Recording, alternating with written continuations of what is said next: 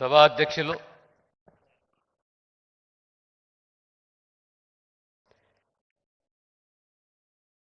ఈనాటి ఈ సభకు అధ్యక్ష వహిస్తున్న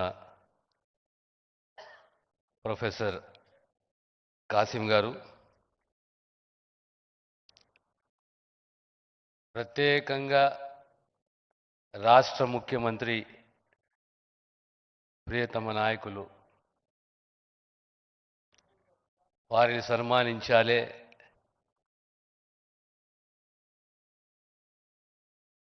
4-5 దశాబ్దాల కల సాకారమైంది. వారి సభకు రావడము, మనము సన్మానించుకోవడము అదృష్టంగా భావిస్తాను. సహచార మంత్రివర్యులు అడ్లూరి లక్ష్మణ్ గారు, పెద్దలు కడియం శ్రీహరి గారు,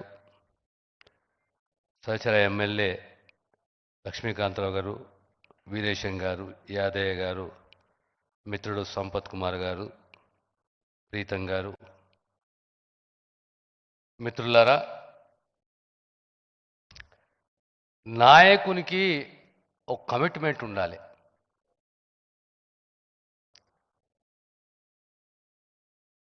ఆ కమిట్మెంట్ కొరకు ఏ స్థాయికన్నా పోయి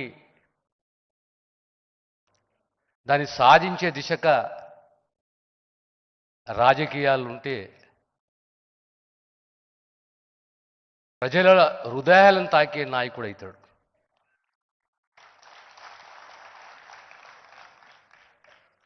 నేను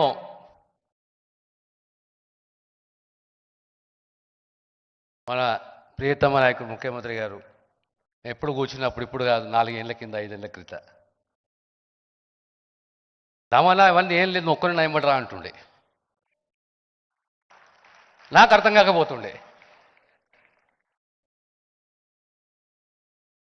నువ్వు రా ఒక్కనివి అంటే నీ జాతి కావాలి నాకు.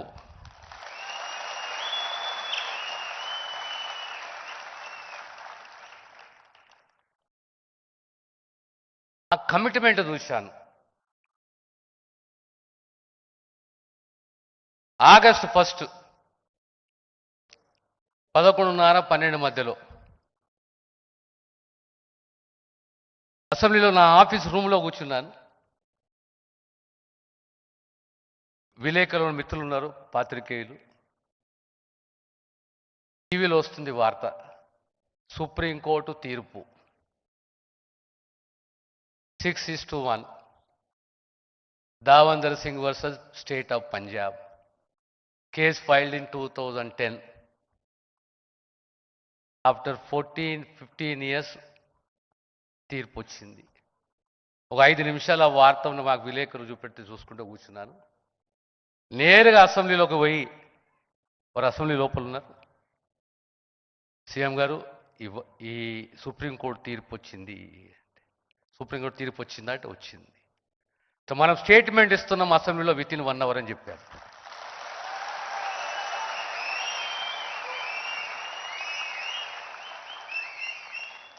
అంటే 4 ఏళ్ల క్రితం 5 ఏళ్ల కింద దమన నువ్వు ఎంబడి ఉన్నదానికి అర్థం ఇది.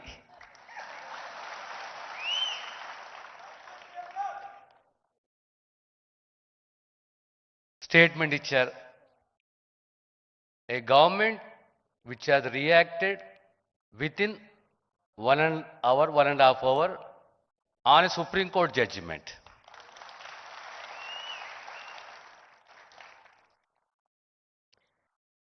తర్వాత కమిటీలో మళ్ళీ పెద్దలు ఉత్తమ్ కుమార్ రెడ్డి గారిని చైర్మన్గా, నన్ను కో చైర్మన్గా, గౌరవ సహచర మంత్రులు, ఎంపీ వీళ్ళందరినీ నియమిస్తూ సెప్టెంబర్ 12 ఓ కమిటీ ఏర్పాటైంది. కమిటీ అన్ని అభిప్రాయాలు తీసుకొని ఓ 1 మ్యాన్ కమిషన్కు రికమెండ్ చేసింది. ప్రభుత్వం ఇమ్మీడియట్లీ జస్టిస్ షమీమ్ అఖ్తర్ గారిని నియమిస్తూ ఉత్తర్వులు జారీ చేయడం, వారు అన్ని జిల్లాలు పర్యటించడం, అర్జీలు స్వీకరించడం, 82 రోజులలో 199 పేజీల రిపోర్టు ప్రభుత్వానికి ఇవ్వడం. ఆ రిపోర్ట్ని ఇమ్మీడియట్లీ క్యాబినెట్లో పెట్టి, 2 రోజుల జాప్యం కాదు, ఒకటే రోజు క్యాబినెట్లో పెట్టి క్యాబినెట్ ఆమోదించడం,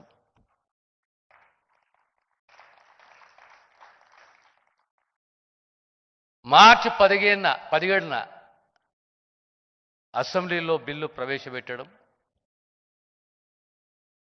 ఆ రోజే బిల్ పాస్ కావడం, 18న కౌన్సిల్లో బిల్లు పాస్ కావడం,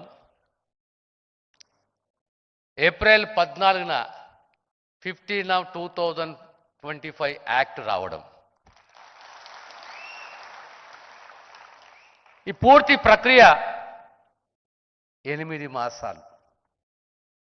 Entire process took about 8 months, right from the statement made by the Honorable Chief Minister on the floor of the House to the bill becoming an act.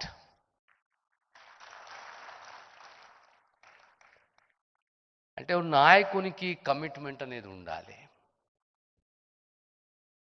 అందులో ఏ pressure ఉండే, ఎలాంటి pressure ఉండే, ఎంత ప్రమాదకరమైన pressure ఉండే, ఆ ప్రెషర్ని తట్టుకొని ఇది నా కమిట్మెంటు, ఇది నేను తీర్చిస్తా, ఖచ్చితంగా చేస్తా అని చేసి చూపెట్టిన ఘనత ఆ నాయకత్వం రేవంత్ రెడ్డి గారు.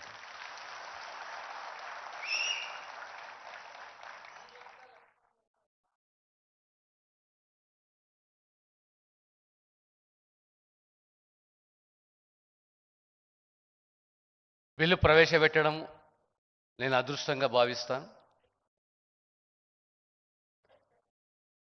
బిల్లు యొక్క ముఖ్య ఉద్దేశము, లక్ష్యము, ఎయిమ్స్ అండ్ ఆబ్జెక్టివ్స్, అది నేను అదృష్టంగా భావిస్తాను.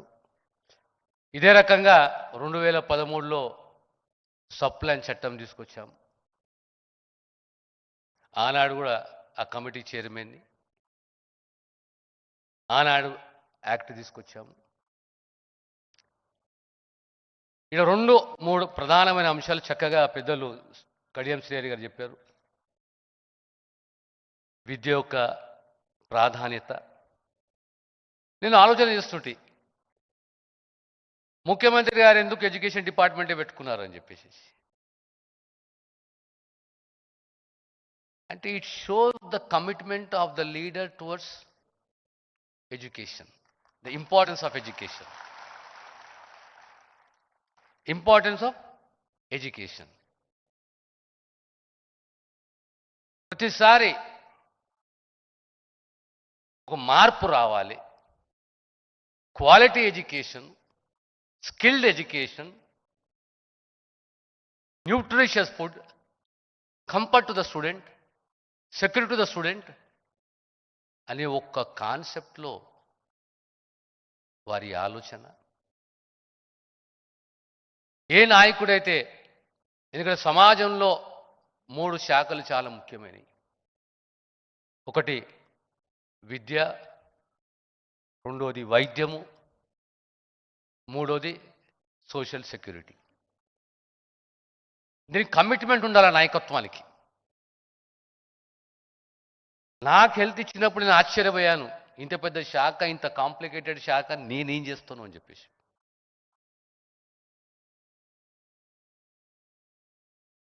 ఈ మధ్యలో మళ్ళీ ముఖ్యమంత్రి గారు అంటున్నారు, ఇలా మీకు హెల్త్ కార్డులు వస్తున్నాయి, ఇంకొక వర్గానికి హెల్త్ కార్డ్స్ రావాలి.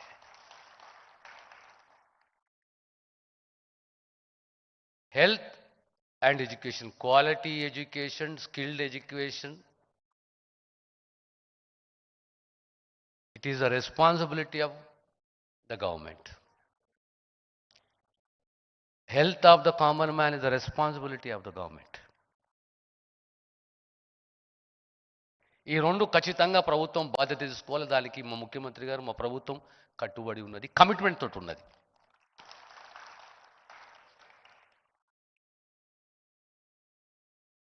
కేటగరైజేషన్ అనేది రెండు కులాల మధ్యల పంచాయతీ కాదు ఇది. Let us come out of that hang over.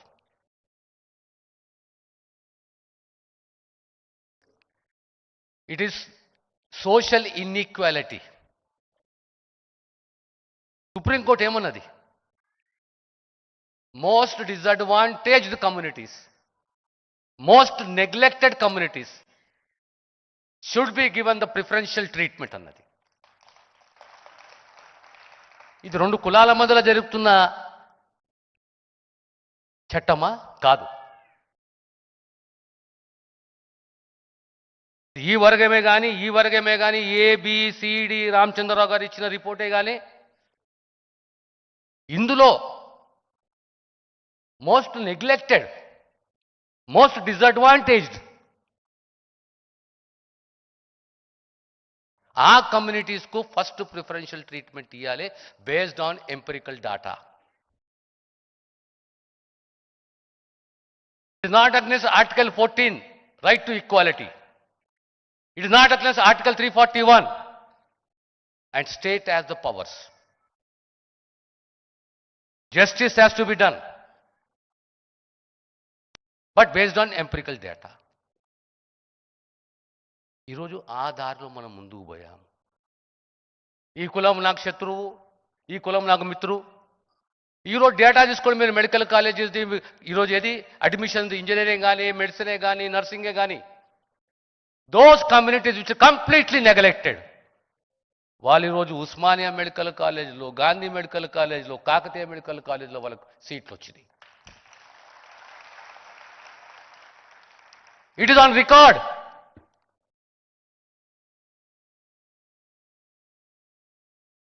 ఇది బాబాసాహెబ్ కల నెరవేరింది. ఒక 10 ఏళ్ళు చేయూతని సీఎం గారి దృష్టికి తీసుకొస్తున్నా. దోస్ ఫ్యామిలీస్, నేను మొన్న పోయిన మా ప్రాంతానికి జోగిపేట, మొన్న మున్సిపల్ ఎలక్షన్లో కూర్చున్నా. ఒక వర్గము, మాది ఉపకులాల వర్గం గ్రూప్ వాళ్ళకు వచ్చింది. వాళ్ళతో కూర్చొని మాట్లాడి అడిగినా నేను, అరే ఇట్లా మీ గ్రూప్ 1లోకి వచ్చిర్రు, ఇట్లా వర్గీకరణ అయింది, మీ పిల్లలు ఏం చదువుతున్నారు అంటే మా పిల్లలు 10 తర్వాత ఏం చదువుతలేరు సార్ అంటే, వర్గీకరణ ఏంటి సార్? ఆ స్టేజ్లో ఉన్న ఈరోజు కుటుంబాలు, కొన్ని కులాలు. It is the fact. Let us come out of that hang over గా, దట్ నాకు వీడు శత్రువు, వీడు నాకు మిత్రువు అని కాదు. ఎస్, ఇన్ఈక్వాలిటీస్ అయినాయి, జరిగినాయి, పోరాడినాము. ఈ పోరాటం ఈరోజు కాదు, 3 దశాబ్దాలు కాదు, ఆల్మోస్ట్ 60 years. ఇది 65 సంవత్సరాలు. స్వాతంత్రం వచ్చి 78 ఏళ్ళు అయితే ఈ పోరాటం ఆల్రెడీ, ఈ డిస్క్రిమినేషన్, ఈ ఎక్స్ప్లాయిటేషన్, ఈ ఇన్ఈక్వాలిటీ అనేది లాస్ట్ 60 years నుంచి పెరిగింది కానీ తగ్గలేదు.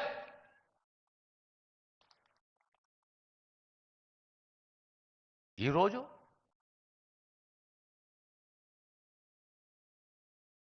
ఎంత చక్కని రిపోర్టు షబీమ్ అఖ్తర్ది, purely based on empirical data. ఏ ఉపకులం వారి ఆర్థిక, సామాజిక, ఎడ్యుకేషనల్, ఎంప్లాయ్మెంట్,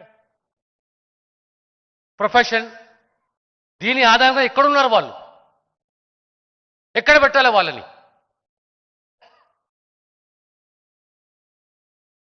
దాన్ని కూడా కోర్టులో ఛాలెంజ్ చేశారు.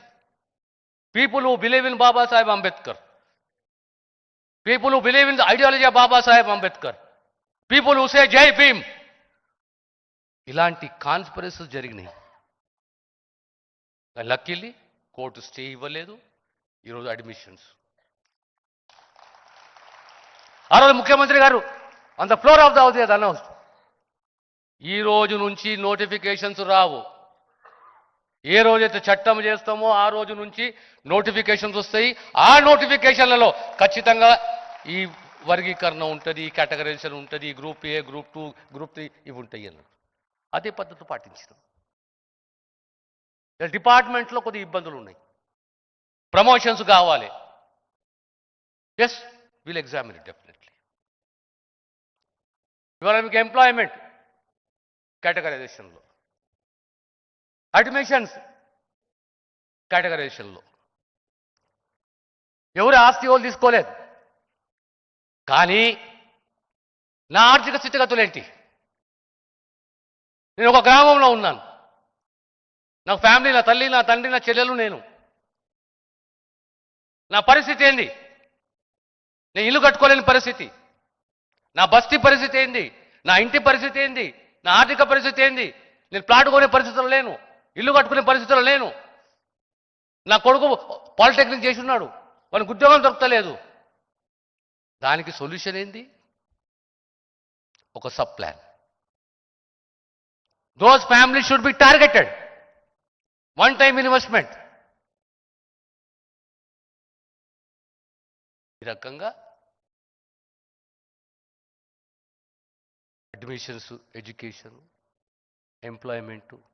ఎంప్లాయ్మెంటు అంటే ప్రతి ఒక్కటి ప్రభుత్వంలో రాదు. స్కిల్ కావాలి. ఈరోజు స్కిల్ యూనివర్సిటీ ఏర్పాటు చేశారు ముఖ్యమంత్రి గారు. గతంలో ఎవరు కూడా ఆలోచన చేయలేదు.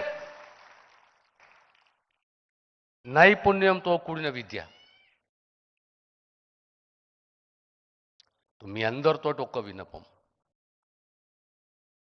ఇది వర్గీకరణ కాదు.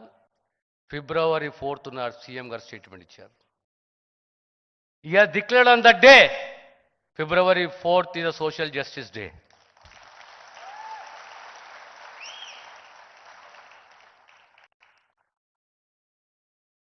ఎలాంటి రాగద్వేషాలకు తావివ్వకుండా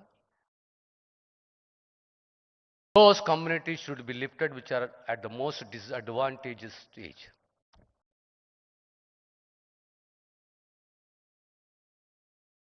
అద్వేషాలకు పోకుండా social justice. What is the definition of social justice? సామాజిక న్యాయం అని మాట్లాడతామే.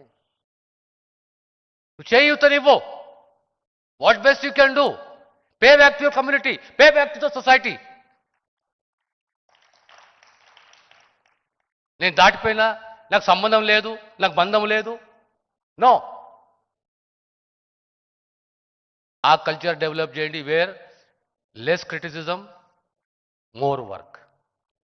You carry a vision, you carry a commitment, you carry an ideology.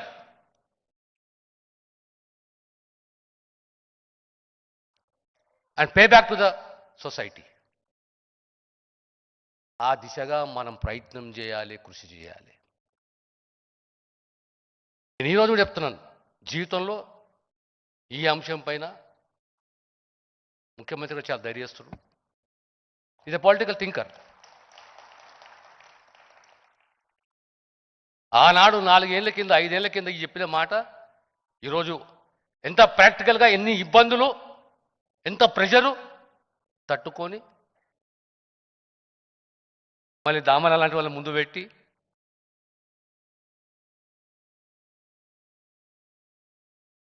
Successful, విజయవంతంగా.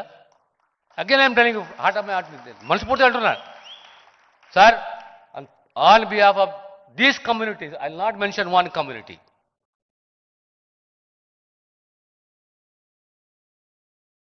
అంటే నేను ఎప్పుడు కూడా నేను మాదిగని అని చెప్పుకోను.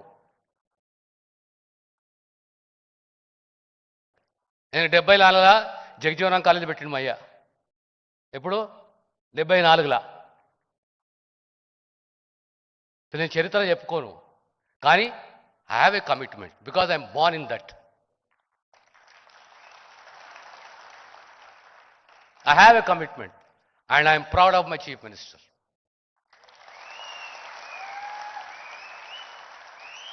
His commitment. A commitment where he faced a lot of pressure, but he stood the ground.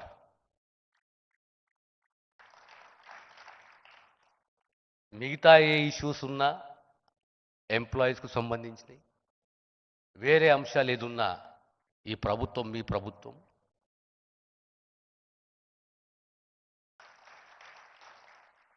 మీ శ్రేయోభిలాషులు వీఆర్ ఏ ఫ్యామిలీ అందరం కలిసికట్టుగా for every issue deliberations is the pathway. For any issue or every issue, a discussion is the pathway. Is the way out. వందల కొన్ని అయితే కొన్ని కావు కానీ attempt చేయాలి ప్రయత్నం చేయాలి ప్రెజెంటేషన్ చేయాలి రిప్రజెంట్ చేయాలి ఇట్ ఇస్ మీ బాధ్యత.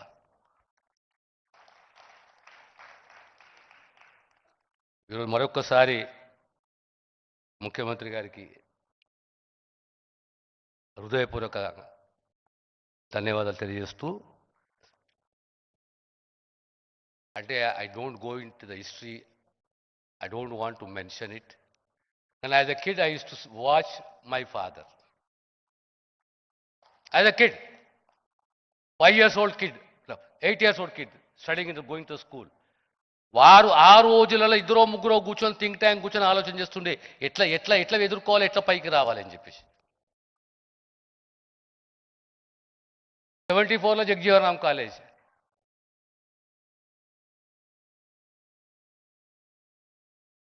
ఒక నాయకత్వం ఒక కాలేజీ పెడితే ఇంకో నాయకత్వం ఇంకొక కాలేజీ పెట్టింది. ఈరోజు నాలాంటి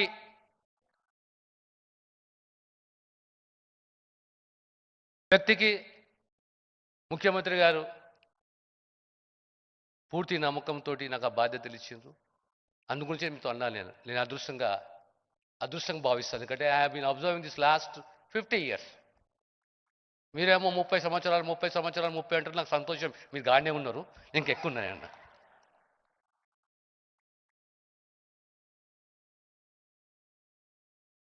మీ అందరి మరొకసారి కృతజ్ఞతలు ధన్యవాదాలు తెలియజేస్తూ సెలవు తీసుకుంటాను.